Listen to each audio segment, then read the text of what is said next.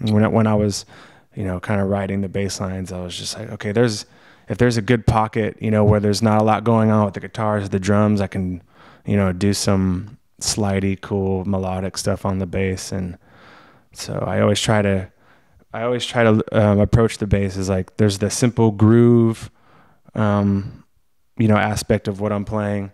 And then I always try to find like a melodic kind of counterpart to it. So yeah, like, let's see.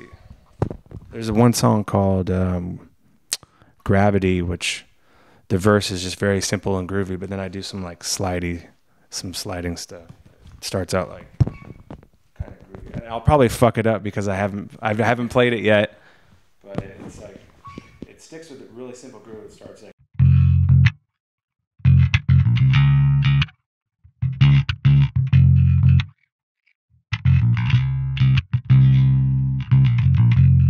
kind of like just doing that for a while.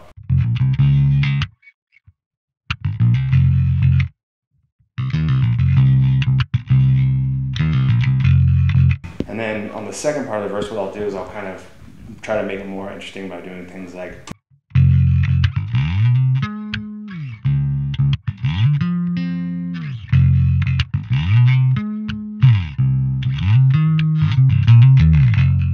kind of just doing weird stuff like that.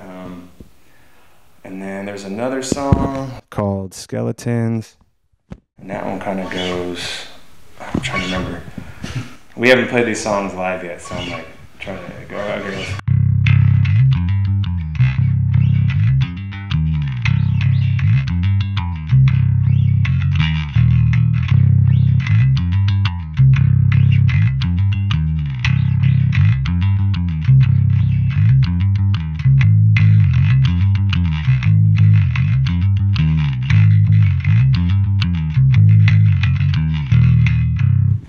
Just kind of like, and I always play everything. I try to, like, you could play it over here.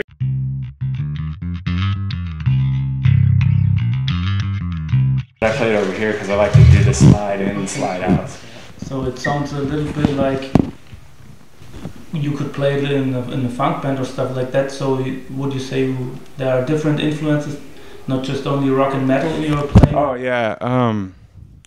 Definitely grew up listening to funk. I mean, I grew up in the Bay Area and California, and it's like that's just an old funk city. My dad played in bands. My mom was in the music business too, so it's like they would always be listening to old funk, soul, Motown. I remember my parents taking me like to see James Brown and Sly and the Family Stone, the Meters. Like they would always be playing music like that and Earth, Wind and Fire. So when I was like a teenager and I had to kind of take what my parents were listening to and associate it with what maybe what was cool at that point with my friends and stuff, but then I would find guys like Flea from the Red Hot Chili Peppers. He played funky but also had like a punk rock influence. Yeah, I really heard some Flea influence in play right now. Yeah, but I mean, listening to stuff like that, listening to reggae, like I love listening to reggae bass lines. I love listening to like synth, from old 80s synth or like some of the newer kind of electronic stuff. I listen to the sound and the way those things are being played, and I try to emulate that. Hip hop, like the old funk, it's like weird because you can listen to a hip hop song and be like, wow, that bass line's really cool. It's really like a funky bass line. And then you're like, but it's a sample of something, from the 70s. And then you go back and you listen to the original and, listening to a lot of, like James Jamerson, some of my favorite bass playing, I think some of the best bass playing ever. When you're a kid, it's like, I was into metal and I was into punk rock, but when it came to the bass, I was never like listening to it really like just like super and like into the bass playing of that kind of music. It was more about the guitar and the riff or the drum parts or something. But when it comes to bass, it's like the influence totally comes from a different place for being in a rock band, Yeah. And how is the feeling? You said you were influenced by some bands from the 70s and 80s, and you with Papa Roach are an influence for younger bass players now. How does that feel? It's great. I mean, I think I think kids nowadays, like when I see them like picking up instruments for the first time, it's amazing. Like it blows me away. I feel like like how you can kind of teach yourself how to play. It's like endless possibilities. You can get on YouTube and, you know, there's like guys showing you how to play stuff. Kids are listening to records, and there's a lot of like the technical aspects in playing, you know, like progressive, flashy, cool stuff. It's like, it's pretty impressive. So, but do you think the musical side is sometimes not big enough? Because like I know it from the guitar side, everybody when someone's 16, he wants to show he can shred, but it's mostly, it's not really musical, it's just like sport. Do you see the problem? Yeah, I know what you mean by that, because sometimes the song, the aspect of just a really good song and structure and playing what's right for the song can be lost. And there's a lot of bands out there that are pretty technical, and it's cool to watch. But we've always been a band that's really been about, you know, the song and getting the message out. And even if that means, you know, playing a bass line that's just like, you know,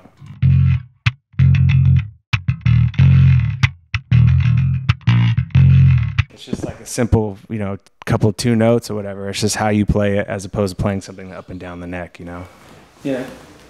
So do you have some advice for young players how to learn to groove, or to get the groove with the drummer? Just play with good. Yeah, I think it's all about jamming. You know, listening to, you know, records of just old great bass players, you know, like whatever catches your ear, just find out what they were inspired by, you know, like, and what they were listening to, and just, you know, just find that groove and just lock in with the drums. I mean, I always listen to, you know, what Tony or the drummer's playing, or what the beat is, and I try and kind of get inside the kick drum. And once I know what the heartbeat is, what the pulse is of that groove, then I try and think of like counter, you know, then like I was saying before, how I play like a simple groove, and then I was like trying to think of the counter melody or something. Then I think about how I can kind of weave in and out of that groove, but still come back to it. You know what I mean? So, and it helps too, because I play a lot of the guitar, so I always know what the guitar is doing. So you can incorporate, you know, the melody, the harmonic aspect of it, as well as the groove. So it's like, it's really about paying attention to everything that's going on around you. Like, what's the guitar doing? What are the drums doing? You know, kind of knowing other instruments too is great. Like the piano for me was a good thing to teach myself how to play, because I just understood how harmony worked and how the groove and the melody worked together. Yeah, and would you say playing live is a good school of getting a better musician? Oh yeah, because I mean, it's a totally different beast when you play live. Like I know that it just becomes like the spontaneous feeling of adrenaline rush, and all, like a lot of things go out the door, like technique almost, like just anything that you're thinking about, you get lost in that moment, and what you think maybe you're supposed to play. Like I know a lot of the times I play things completely different from what I played on the record, because in the live situation, you know, you're overwhelmed with all of these feelings, and you're inspired, and you want to do something different, and whatever emotion is running through you, it's got to come out in your playing, you know. So it's fun to be able to have you know, the live aspect of playing out, and then also when you're recording. I mean, when you're recording and you're playing bass in the studio or something like that, it's kind of a different beast. Yeah. But had you ever problems with your hands when you're playing live every day? Yeah, well, I get pretty gnarly blisters at the ends of my finger, and if we're playing like really like a show where it's just really hot and sweaty, it gets pretty bad. Okay, but do you warm up before a show? Yeah, I like to warm up. I do like a few just real simple things. Like this is always a good one for your fingers, because just to strengthen the dexterity and stuff like that. Because I know that sometimes my pinky isn't as strong as other, you know, fingers, and sometimes or my ring finger isn't as strong as like my pinky. So I'll use my pinky more than I will my ring finger, and I just do like a simple thing like this. And go all the way up and down. alternating my first finger, ring finger, second finger, pinky. Go all the way up, just like that. Yeah, cool. And yeah. Start off slow and then speed it up, you know, when you get comfortable. Playing along with like a metronome, if you have one, is really good to do too. Okay. And yeah, maybe you can play some classic Papa Roach riff for the end of the interview, just for some of the younger players on the internet who wants to know how to play it. Sure. C classic. Well. Or what's your favorite song right now, playing live? My favorite song playing live right now would probably be, like "Where Did the Angels Go" is pretty challenging song to play, just because the fingers. It's a guitar riff. I'm trying to double the guitar riff, and it's like a very percussive thing, you know. And if you were to play it with a pick, it would sound really cool. But when you're doing it with your fingers, you really have to like dig in and nail each note. But like for instance, that one would go.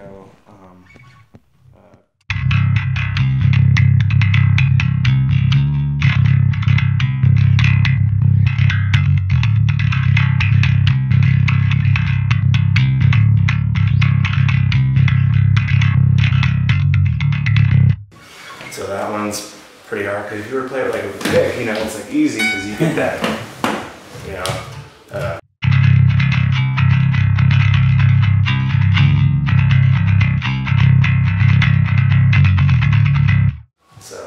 But fingers, it's a little bit more. Yeah, but you never really thought about use a pick sometimes live.